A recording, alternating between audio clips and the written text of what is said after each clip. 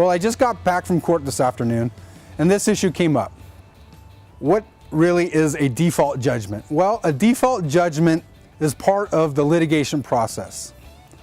Generally, what happens in the beginning is the lawsuit is filed. That lawsuit is then served on the defendant. The defendant then has a certain amount of time to answer that written lawsuit, those papers.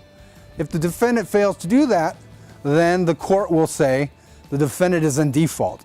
And an order of default will be entered saying, defendant, you lose because you failed to respond. The next step after that is the plaintiff has to go to court and ask the judge to actually determine how much the defendant owes the plaintiff. In a typical injury case, say a motorcycle or bicycle accident case, that would be the injured person, the injured biker, would go into court and present evidence, usually testimony of the person who was injured, and tell the judge how much medical bills they paid, how much work they lost, what were the injuries, did they have any permanent injuries, etc., etc.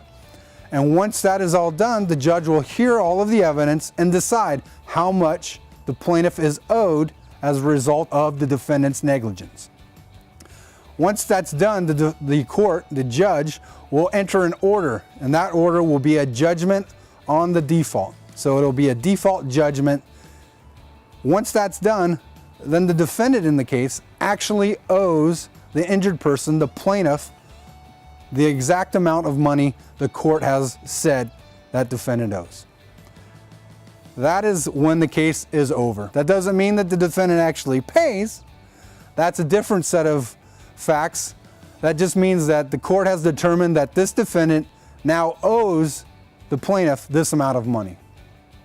You then have to go about collecting that money. If you have questions about that, give me a call. It's a complicated issue, and I'm happy to answer your questions. Thank you for joining me today.